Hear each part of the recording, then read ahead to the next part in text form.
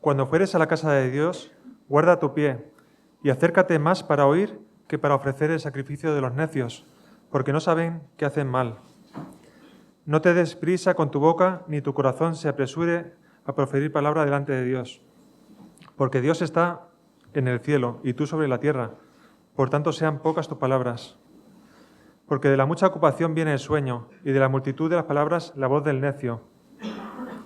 Cuando a Dios haces promesa, no tardes en cumplirla, porque Él no se complace en los insensatos. Cumple lo que prometes. Mejor es que no prometas, y no que prometas y no cumplas.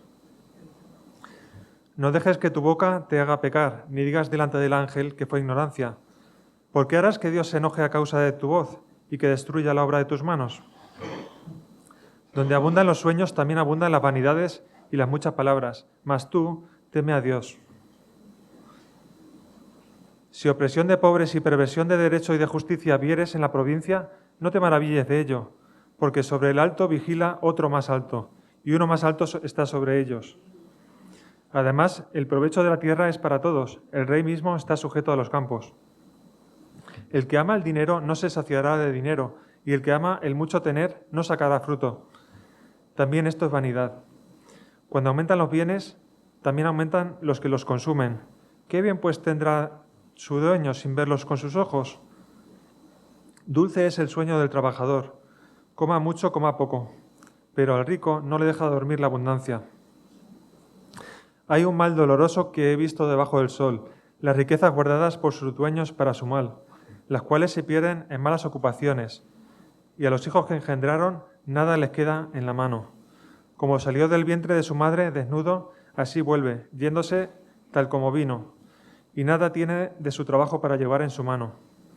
Este también es un gran mal, que como vino, así haya de volver. ¿Y de qué le aprovechó trabajar en vano? Además de esto, todos los días de su vida comerá en tinieblas, con mucho afán y dolor y miseria.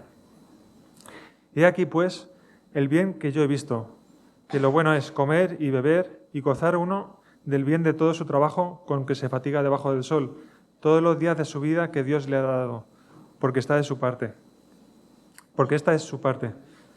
Asimismo, a todo hombre a quien Dios da riquezas y bienes, y le da también facultad para que coma de ellos y tome su parte y goce de su trabajo, esto es don de Dios. Porque no se acordará mucho de los días de su vida, pues Dios le llenará de alegría el corazón. Como sabéis, estamos en el capítulo 8 de Segunda de Corintios. Nos encontramos en el versículo 10, que leeremos del versículo 10 en adelante. Dice así el apóstol Pablo escribiendo a los corintios: Y en esto doy mi consejo, porque esto os conviene a vosotros, que comenzasteis antes no solo a hacerlo, sino también a quererlo desde el año pasado. Ahora pues, llevad también a cabo el hacerlo, para que como estuvisteis pronto a querer, así también lo estéis en cumplir conforme a lo que tengáis. Porque si primero hay voluntad dispuesta, será acepta según lo que uno tiene, no según lo que no tiene. Porque no digo esto para que haya para otros holgura y para vosotros estrechez, sino para que en este tiempo con igualdad la abundancia vuestra supla la escasez de ellos, para que también la abundancia de ellos supla la necesidad vuestra, para que haya igualdad. Como está escrito: el que cogió mucho no tuvo más, y el que poco no tuvo menos. Hemos estado viendo y vamos a seguir viendo, quizá para algunos os pueda resultar algo tedioso, esta perseverancia que Pablo manifiesta y nosotros en la exposición acerca de lo que es ofrendar y de lo que es generosidad. Pero no podemos ignorar o marginar, dejar a un lado todos esos principios que Pablo, a la luz del resto de las Escrituras, como hemos visto también en gran parte en el libro de Proverbios nos está sugiriendo también para nosotros. En más de una ocasión hemos dicho que la palabra de Dios está llena de mandatos, de leyes, y que también contiene a la misma vez principios, y que también podemos encontrar en muchísimas ocasiones ejemplos que debemos de imitar o que debemos de evitar. Como así también encontramos sugerencias. Y creo que es importante que podamos distinguir desde que son los mandatos más claros, precisos y directos a esas sugerencias que nosotros deberíamos de considerar. Y es así como nuestro pasaje en esta mañana comienza, como hemos podido leer en el versículo 10. En esto doy mi consejo. No es la primera vez que el término lo pronuncia Pablo. Cuando leemos en Primera de Corintios, en el capítulo 6, tanto en el capítulo 7, versículo 6, versículo 25, versículo 40, cuando él está hablando de este es mi parecer, este es mi juicio, en esto hay concesión, etcétera. Él está hablando en todo ese capítulo acerca del matrimonio y como él sugiere, él da su opinión acerca de que las circunstancias en las que vive y la obra del ministerio, quizás sería mejor no casarse. Y aún así, si alguien se casa, hace bien. ¿Qué es lo que nos está diciendo Pablo? Bueno, pues hay opciones en las cuales podemos decir sí es conveniente y en otras opciones no es conveniente y entonces cada uno debería de mirar qué es lo mejor para sí mismo y para las circunstancias, etc. Esto es lo que está haciendo Pablo como el primer principio que vamos a ver en esta mañana. El tema de la ofrenda, el tema de la generosidad es voluntaria. No es por ley. No está diciendo en ningún lugar de las Escrituras qué, cuánto, cómo, en dónde nosotros deberíamos de obrar. Aquí Pablo lo que dice a la hora de ofrendar no está hablando de nuestra participación de la Iglesia ni en otros principios en que podríamos aplicarlos, sino que aquí y ahora puede decir, bueno, este es mi consejo, esta es mi sugerencia que os quiero hacer a vosotros los de Corinto. Y nosotros tendríamos que mirarlo desde esta perspectiva en un principio. Sugerir es quizá no mandar, pero cada uno tiene que mirar su propio corazón o sus propias circunstancias a la hora de hablar, de cómo debe de obrar en ciertos principios. Igual que nos está diciendo, bueno, tú tienes que mirar en tu vida si vas a permanecer célibe o quieres buscar matrimonio. Sabemos que el matrimonio es claramente creyente con creyente si es que eres tú creyente, pero no hay ninguna ley, no hay ninguna normativa en la Escritura donde nos diga que todos nos tendríamos que casar o que todos deberíamos quedarnos célibes o solteros. Así es como trata otras ocasiones acerca del evangelismo, el ejercicio de los dones. No hay ningún lugar en las Escrituras que tenga que decirnos tú tienes que tener este don o así se te demanda a ti, sino que cada uno mire cuáles son los dones y que los ejerza en la manera apropiada.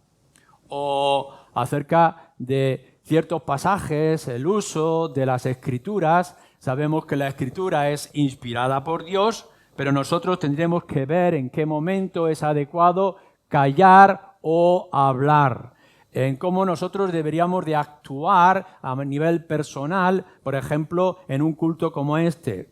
También lo ha dicho Salomón en este libro de Proverbios, cuando vayas a la reunión, al lugar santo, mejor pocas palabras, pero sí mucha atención y mucho oído. Miremos cada uno ahora, en este momento, qué es lo que dicta nuestro corazón. ¿Qué es lo que hay dentro de ti ¿Cuál es tu actitud acerca de la necesidad de otros o de participar con generosidad? Pablo presenta este principio o este mandato, mirar cómo están los hermanos en necesidad. Ahora nos dice, solamente sugiere que vosotros podráis ver o podráis participar.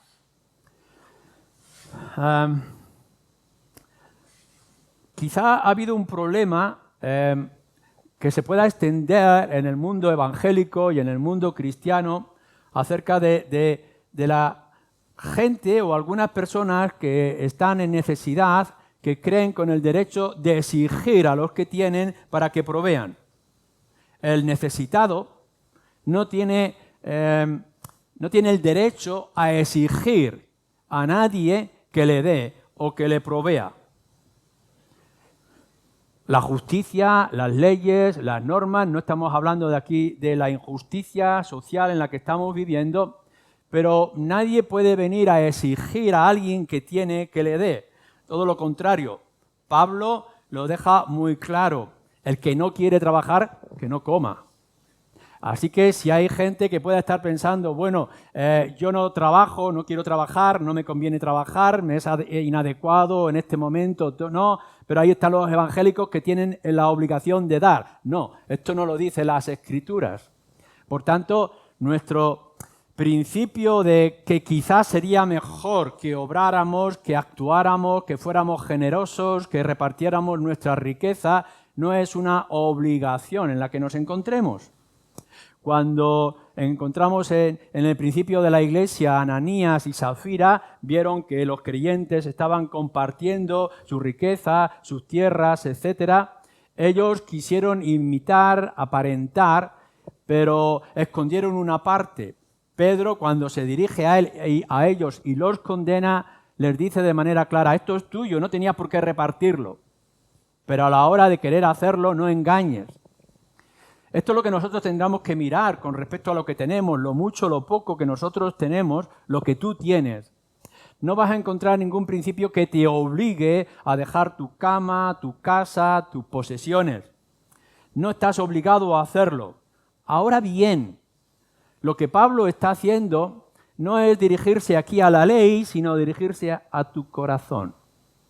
Como nos dice en el versículo anterior y en otros lugares, miremos a ver si por amor, y eso sí es un mandato, que nos amemos y actuemos, por amor no deberíamos de hacer esto o aquello.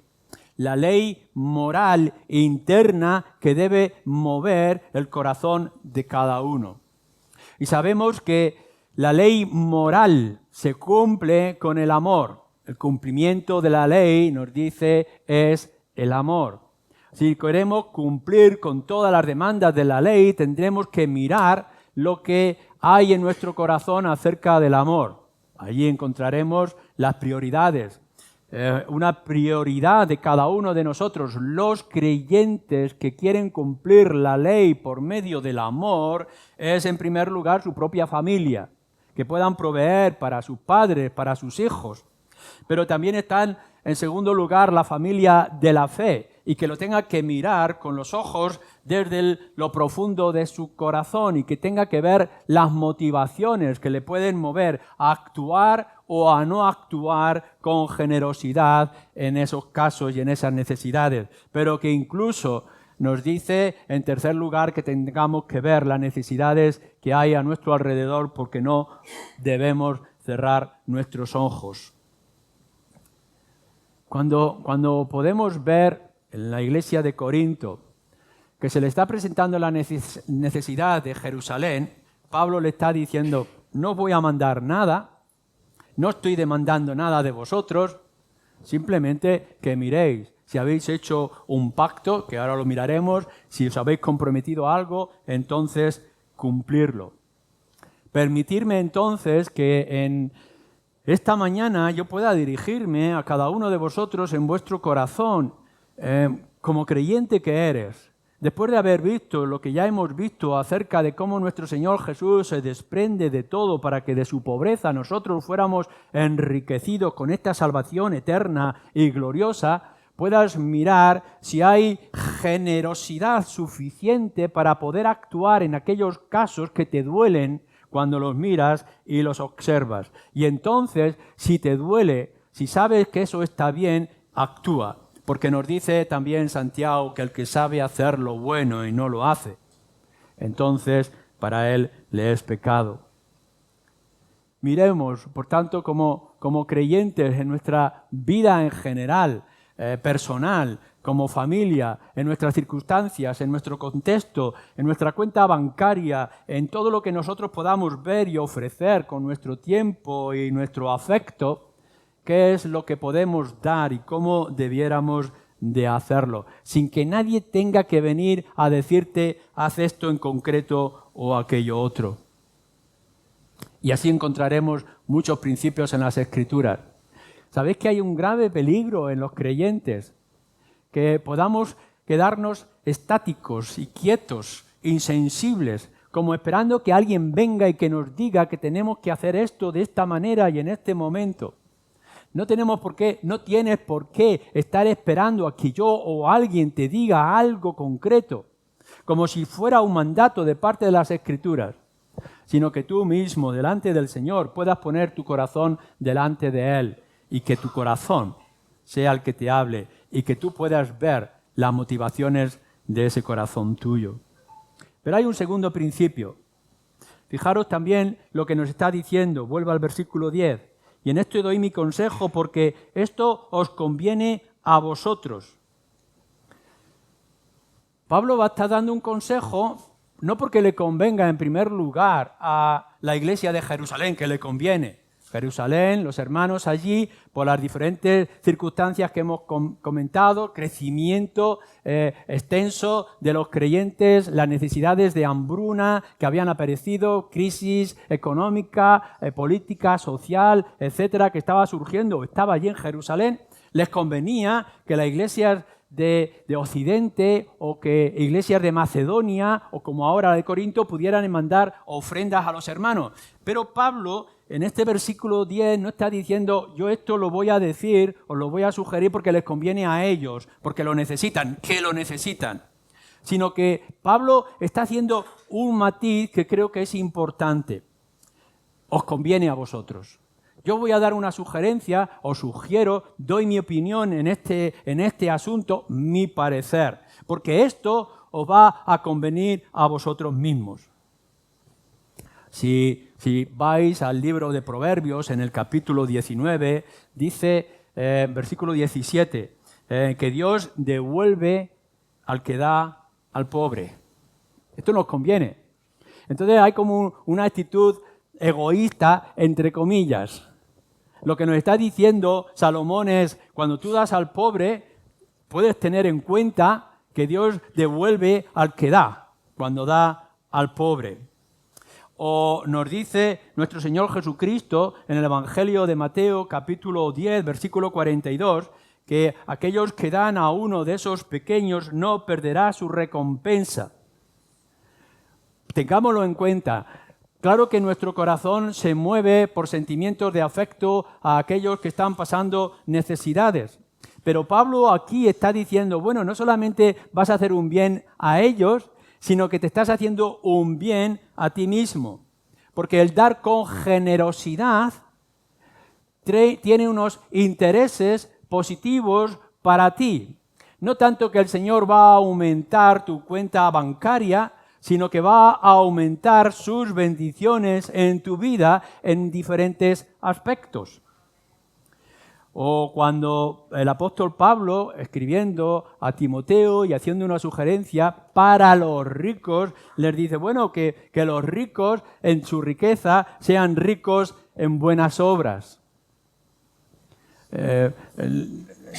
Hace nada que estaba leyendo que uno de los principios de la Reforma y del calvinismo en el tiempo de la Reforma en Ginebra es que uno se pueda hacer rico, pero nunca aprovechándose del pobre, sino para beneficio también del pobre. Esto es una gran bendición que hemos aprendido desde las Escrituras y que nosotros tendríamos que mirarlo para nosotros mismos. hacer bien, ser generosos, también nos va a traer a nosotros bien, porque mejor siempre nos dice es más bendito dar que recibir. Y nos dice también el autor de Hebreos que Dios se agrada con aquel que obra con alegría y que participa y que pueda recibir o pueda ofrecer ayuda mutua. Aún así, para más fuerza, y llegaremos en algún momento, en el capítulo 9, versículo 7, Pablo va a enfatizar este principio. Cada uno de como propuso en su corazón, no con tristeza, ni por necesidad, dice, porque Dios ama al dador alegre. Claro que el amor de Dios es amplio, es extenso, alcanza a cada uno de nosotros con cierta medida y con cierta forma. Pero ¿quieres sentir el amor de Dios? ¿Quieres ver un aspecto quizá no experimentado con toda su fuerza con respecto a Dios? Pues esto es lo que nos está adelantando la Escritura y nos lo está adelantando el apóstol Pablo. Dios ama al dador alegre.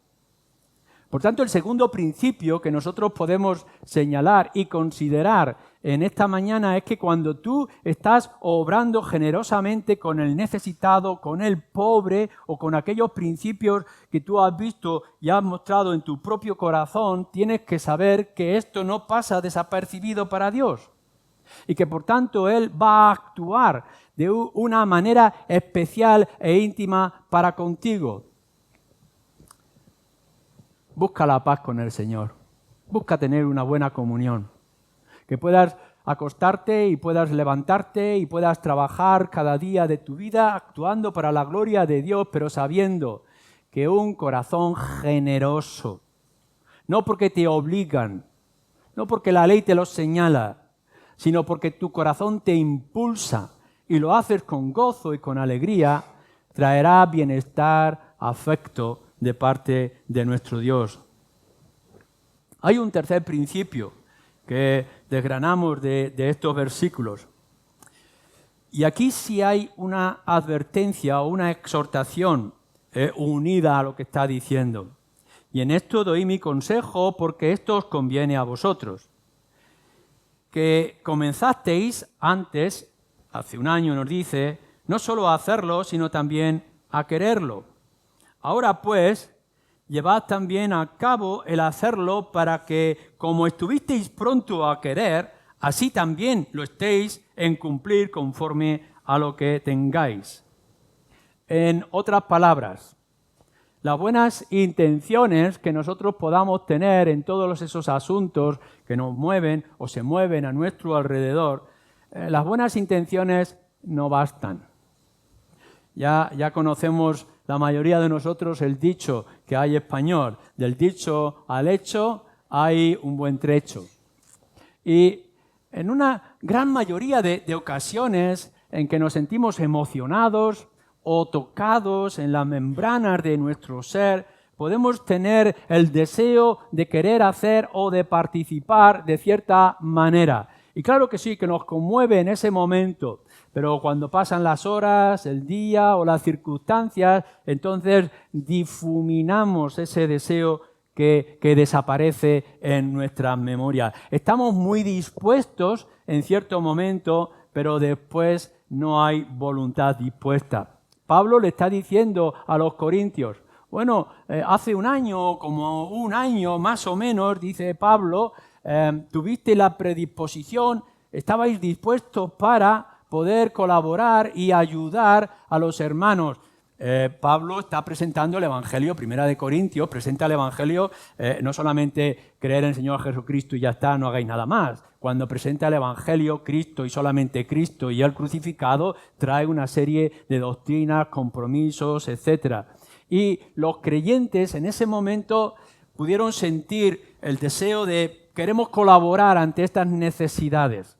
Estaban dispuestos a hacer y a colaborar en la necesidad de los hermanos en otros lugares.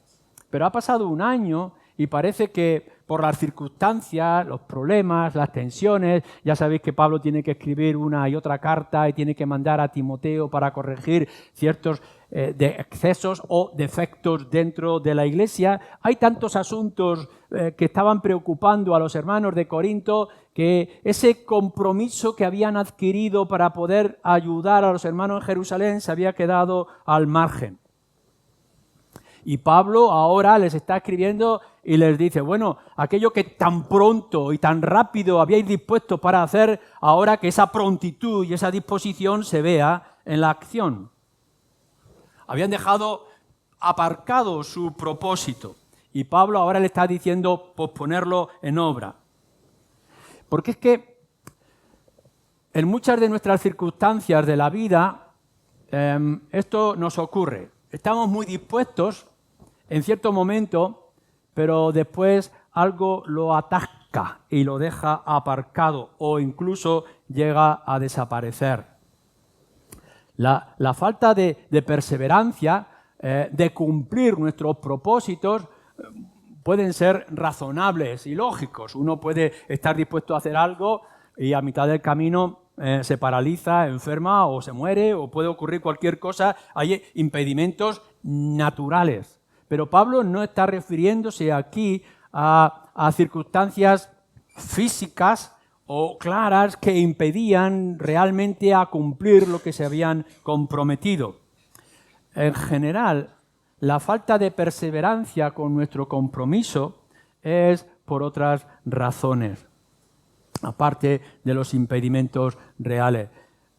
También en el libro de Proverbios hemos leído, cuando Salomón está escribiendo en ese capítulo, mejor es que no prometas y luego no lo vayas a cumplir. Mejor no prometas, porque lo que prometes tienes que cumplirlo. Y no solamente tiene que ver para con Dios, en las promesas que tú le haces a Dios, sino las promesas que tú puedes hacer, los compromisos en los que puedes participar a lo largo de tu vida. Puede venir alguien ante una necesidad concreta, quizá porque necesita tu afecto, necesita tu tiempo, necesita tu esfuerzo o cualquier otra necesidad que pueda presentarte y tú, porque estás emocionado o por otras razones, le dices, vale, lo haré, actuaré, me comprometo. Pero cuando cierras la puerta de tu casa es muy fácil que eso lo aparques y lo dejes a un lado. Mira bien, porque comprometerte a algo, hacer una promesa y no cumplirla, esto se convierte en una ofensa y se convierte en un pecado. Y no solamente cuando prometes algo a Dios y no lo cumples, sino también cuando te comprometes con tu palabra a todo a tu alrededor y tu ligereza te impide o te desvía de tu propósito. Hay mucha ligereza a la hora de hablar. Hay mucha falta de esfuerzo en las cosas que nosotros decimos. Y en nuestro Señor Jesucristo, y también se señalará en otras partes de las Escrituras, nos dice siempre que tu sí sea sí y tu no sea no. Nadie te está obligando. Nadie está poniéndote un puñal o la ley de Dios delante de tus ojos para que actúes en momentos concretos y ante una circunstancia. Pero si algo en tu corazón, que sí es una ley moral que tienes con respecto al amor, te dice que tienes que actuar de cierta forma o de cierta manera ante cierta necesidad, entonces cumple lo que has prometido y esfuérzate a llevarlo a cabo. ¿Cuántas veces hemos visto en los medios de comunicación que nos hacen un pantallazo de una escena desagradable de unos niños que sufren en algún lugar de África o del mundo y de pronto nos conmueve y los medios de comunicación que son tan sabios en las cosas de este mundo ya tienen el número de teléfono, en el momento en que tú llamas por teléfono estás comprometido. Y al día siguiente, si no haces o no cumples, te llaman y te rellaman porque dicen que te has comprometido a hacer una ofrenda para este hospital, esta ONG o este terremoto que ha habido en algún lugar del mundo. Nos conmueven en las emociones, nos tocan las membranas de la sensibilidad.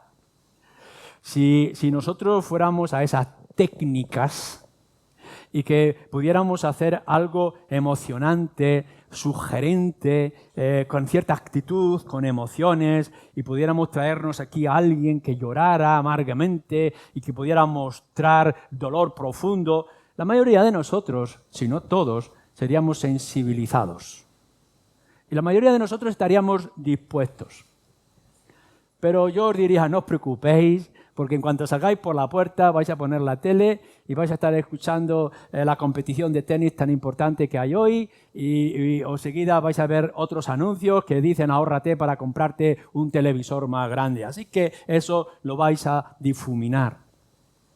Pero esto no va a ocurrir con respecto a nuestra fe y nuestra relación con el Señor como creyentes que somos.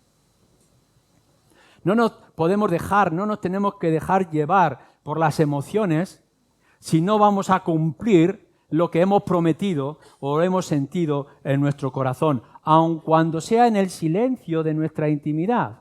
Y quizá en la intimidad nuestra podemos estar diciendo quiero colaborar, voy a ayudar, me ha tocado la membrana de mi corazón más sensible y por tanto voy a obrar, aun cuando esté en tu corazón el Señor que lee el corazón.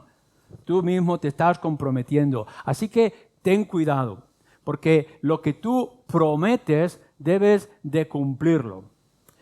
A veces incluso, peor todavía, queremos dejar una imagen de generosidad. Quizá ahí volveríamos otra vez a Ananías y Zafira.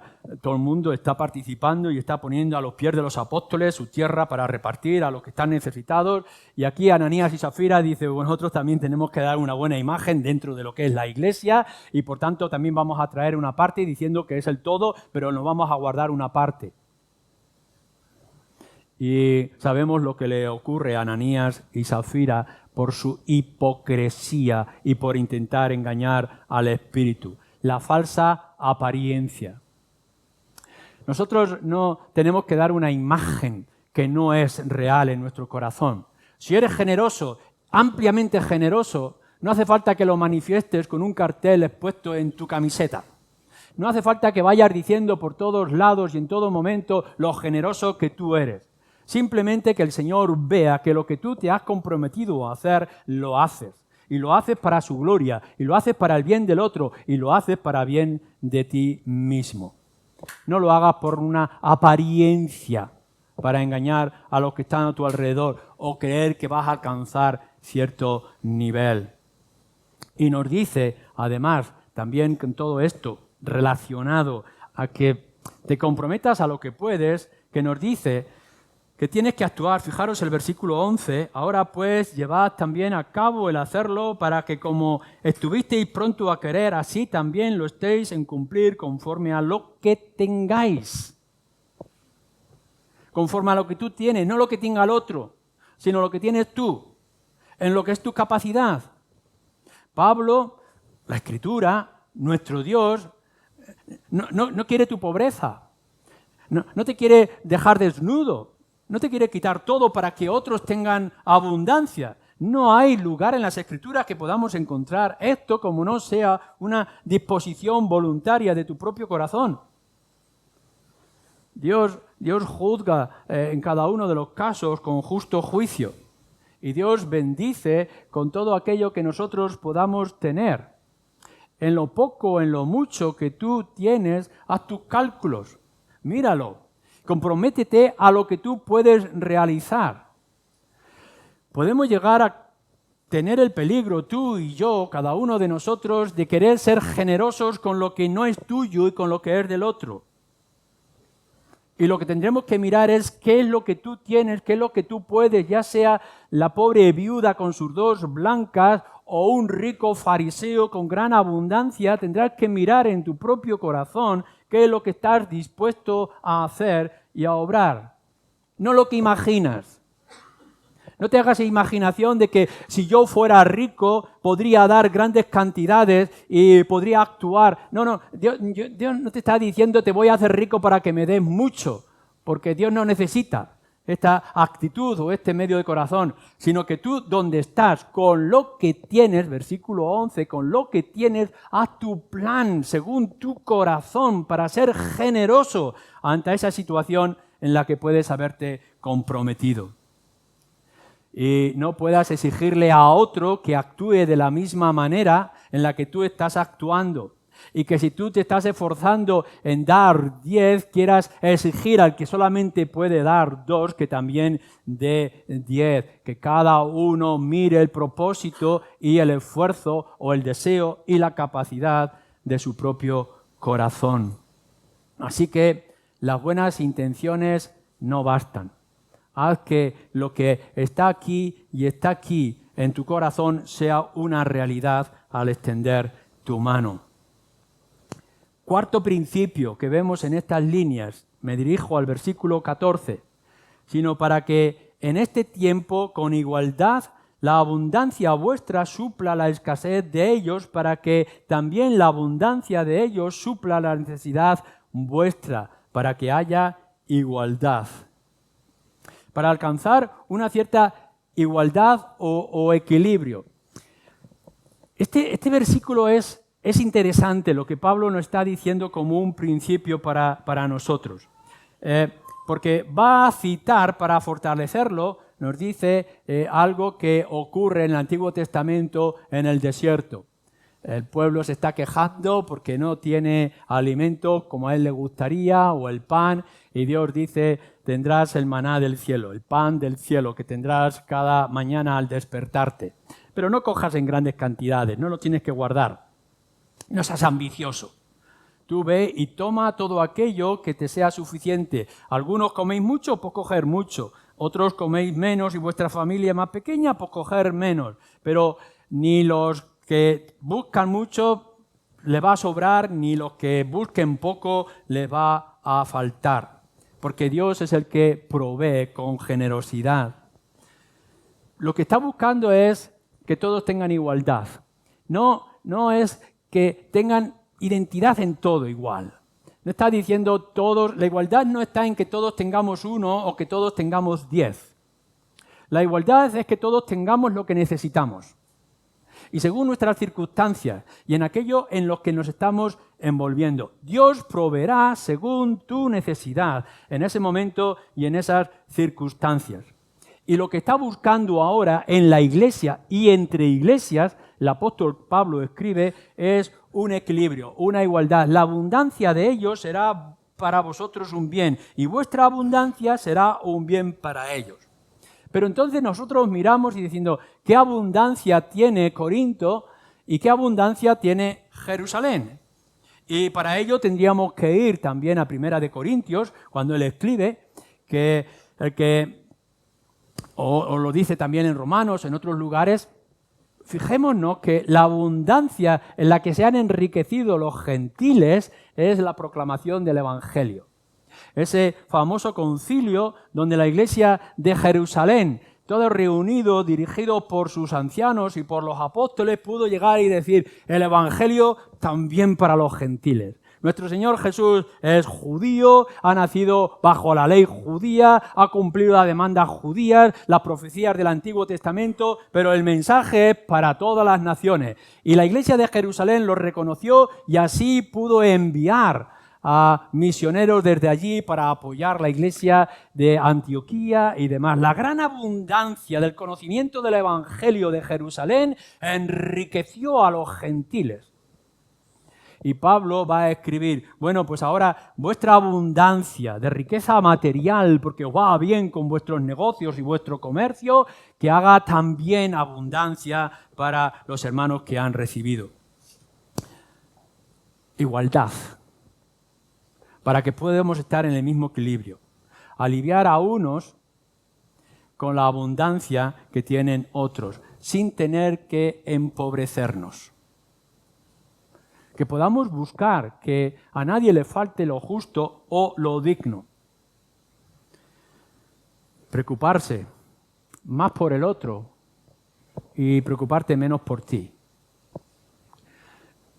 Proverbios capítulo 5 nos lo vuelve a decir. Mirar, en general podemos pensar que el pobre va a dormir tranquilo, que mientras tenga lo suficiente podrá ir a su cama y dormir tranquilo. Dice, pero los ricos perderán el sueño con toda su abundancia y con toda su riqueza.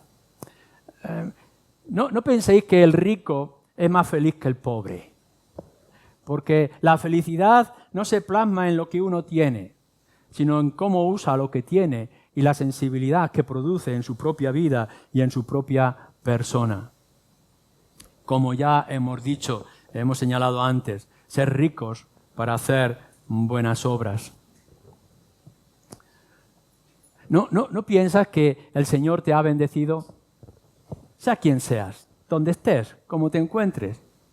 Te ha bendecido con el Evangelio, y te ha bendecido con la familia, y te ha bendecido con la estabilidad, y te ha bendecido con el trabajo, y te ha bendecido con la seguridad que puedes disfrutar, y quizá con tu pequeña cuenta bancaria, y quizá con todo el sostenimiento de tu hogar de una manera digna. Y quizá podamos decir, todos nosotros no somos ricos, pero en realidad todos nosotros podemos decir somos ricos. Somos ricos porque tenemos un Padre que es rico, un Padre que nos provee, que nos sostiene, que nos guía, que nos da esperanza y que aun a pesar de todo nos está diciendo no te preocupes porque de la pobreza de mi hijo yo a ti te he enriquecido. Y que nos promete riqueza no solamente aquí, riqueza espiritual e incluso, decíamos también, material, sino que además nos tiene un tesoro inmenso que nadie puede tocar y que está allí seguro en los cielos y que todos nosotros recibiremos a su momento y a su forma. Así que ahora, mientras estamos aquí, no nos aferremos a lo que podamos tener, no pensemos más o tanto en nosotros mismos, y que podamos sensibilizar nuestro corazón para que de la abundancia que yo tengo en cualquier área de mi vida pueda preocuparme y enriquecer a los que están a mi alrededor, buscando esa igualdad y ese equilibrio. Pero añadiendo a esto el quinto y último principio que está señalándose, tendremos que complementar lo que es lo material con lo que es lo espiritual. En Romanos, como hemos dicho, capítulo 15, en Primera de Corintios, capítulo 9, Gálatas, capítulo 6, versículo 6, nos va a decir esto una y otra vez. Ellos os han enriquecido, ahora es bueno que vosotros podáis enriquecerles a ellos con lo material y lo espiritual de ellos. Nuestra vida como iglesia local, en ciertos aspectos, independiente. Y nosotros hemos dicho, y así defendemos desde nuestro reglamento, que nuestra iglesia es una iglesia congregacional. No dependemos de una pirámide, no va a venir nadie a decirnos, somos lo que somos, tenemos lo que tenemos, abundamos en lo que abundamos y hay escasez en lo que hay escasez. Esto es lo que somos, esto es lo que nosotros tenemos. Pero cuando lo miramos podemos llegar y decir, hay cosas en las que somos ricos, tenemos abundancia, el Señor nos ha bendecido. Y cuando vamos mirando con ojos de expectación a la luz de la palabra y miramos en nuestro propio corazón, podemos llegar y decir, vaya, el Señor me ha guiado hasta aquí, el Señor me da paz y descanso, y me ha dado promesas, y me ha dado luz, y puedo tener el Evangelio de tal manera que no solamente es el Evangelio que a mí me enriquece, sino que lo puedo llevar a los demás. Y entonces nosotros podemos llegar y decir, ¿por qué voy a guardar este tesoro? Como aquellos dos leprosos desgraciados que estaban en una situación de guerra y de conflicto y estaban pensando, si nos quedamos aquí nos morimos. Y si salimos allí, pues quizá nos maten. Vamos a ver lo que pasa. Y esos dos leprosos salen, recordáis, al campo de batalla y ven que sus enemigos han huido y que de pronto hay una gran riqueza, abundancia por todas partes porque huyeron los enemigos dejando toda su riqueza. Y ellos pensaron y dijeron, ¿vamos a guardar esto para nosotros solos? Aun a pesar de ser leprosos y estar aislados, Vamos a castigar a la ciudad de la que hemos salido, y van y le cuentan la noticia de la gran riqueza sin haber antes guardado todo para ellos mismos. Tú y yo somos ricos. Hay abundancia en nuestras vidas. Y en nuestras vidas como individuos tenemos mucho por lo cual darle gracias a Dios. Levántate cada día con un corazón agradecido delante de Dios por lo que tienes, por lo que eres, por lo que puedes hacer, por lo que puedes disfrutar. Pero después de darle toda la gloria y alabanza a Dios por lo que eres, por lo que tienes, por lo que disfrutas, no te lo guardes para ti mismo. Acuérdate de dónde vienes, acuérdate cómo lo has recibido y vuelve a repartirlo. ¿No recuerdas que un día eras un pobre pagano, como si estuvieras alejado de Dios, con una tremenda enemistad con Dios, donde no había esperanza para ti, y que alguien quizá por un folleto evangelístico, por un mensaje que pudiste recibir, porque tus padres te obligaron a venir a la escuela dominical, de pronto descubriste el Evangelio y te diste cuenta de que fue porque otros se esforzaron en comunicar las buenas nuevas en que tú ahora tienes las buenas nuevas? ¿No debería de despertarte cada mañana y decir, de la misma manera que yo he sido enriquecido por el ministerio de otros, ahora yo podré enriquecer a otros a mi alrededor? Acuérdate en un tiempo que estabas en desesperación, que económicamente tu vida parecía que era un desastre y que no veías salida. ¿Y ahora qué? El Señor te ha dado estabilidad, te ha dado cierta riqueza, disfrute de tu hogar, ¿y te vas a quedar a la sombra? No podrás pensar de que tú has recibido ayuda de fuera de una manera u otra. No tendrás que proveer también en tu forma y en tu manera ayuda a otros. Este es el principio que nos está diciendo. Y no es que si tú recibes bendiciones por el tiempo, por el Evangelio, por la economía, tú tengas que darle a ellos también ese mismo tiempo o esa misma economía, sino que en lo que el Señor te haya hecho rico, ve y enriquece a otros. No tienes la riqueza del evangelismo. Claro, no todo el mundo tiene esa capacidad y ese don para el evangelismo. Pero el Señor te ha hecho rico en un corazón sensible a la hora de orar. Ora. Quizá no tienes la habilidad en ciertos aspectos para edificar a la iglesia, pero tienes tiempo. Comprométete, participa en las reuniones. Quizá ahora puedas disfrutar de cierto relax, cuando puedas salir y disfrutar de una comida, de un restaurante, de un amigo, de unas vacaciones. ¿Por qué no una parte de eso para aquellos que no les llega a fin de mes o que tienen alguna circunstancia difícil? Mira en dónde eres tú rico, dónde abundas, en lo que sea, como sea que el Señor te haya bendecido, porque lo que tienes te lo ha dado Él. Ahora coge de eso que tienes, vuelvo a repetir, tiempo o capacidades o dones o economía y abunda para que otros puedan disfrutar de lo que el Señor te ha bendecido. ¿Por qué no hacer a la inversa de lo que les estaba pidiendo a los corintios? Pablo le dice a la iglesia de Corinto, vosotros seréis paganos por medio del Evangelio, Bernabé, Esteban, que proclamaron el Evangelio de manera pública, con ánimo, los misioneros que fueron enviados, los creyentes que tuvieron que huir y en el mercado proclamaban el Evangelio, las bendiciones que han llegado hasta Antioquía. Vosotros habéis conocido el Evangelio por las circunstancias de Jerusalén. Ahora vosotros respondéis con vuestra economía para ayudar en la crisis económica que están pasando. ¿Pero por qué no lo hacemos al revés? ¿Por qué ahora nosotros en nuestras circunstancias no nos vamos a buscar la bendición proclamando el Evangelio y ayudando? ¿Por qué no vamos a apoyar obras misioneras? ¿Por qué no vamos a extender la ayuda a otros alrededor? ¿No nos damos cuenta de que si hay un avivamiento, hay un despertar, hay una conversión masiva en algún lugar del mundo donde nosotros hemos participado enviando misioneros, orando por ellos o enviando nuestra economía, podamos encontrar que también nosotros ahora somos bendecidos? Que su despertar, su crecimiento, su mejora espiritual o material no va a revertirse en una bendición para nosotros.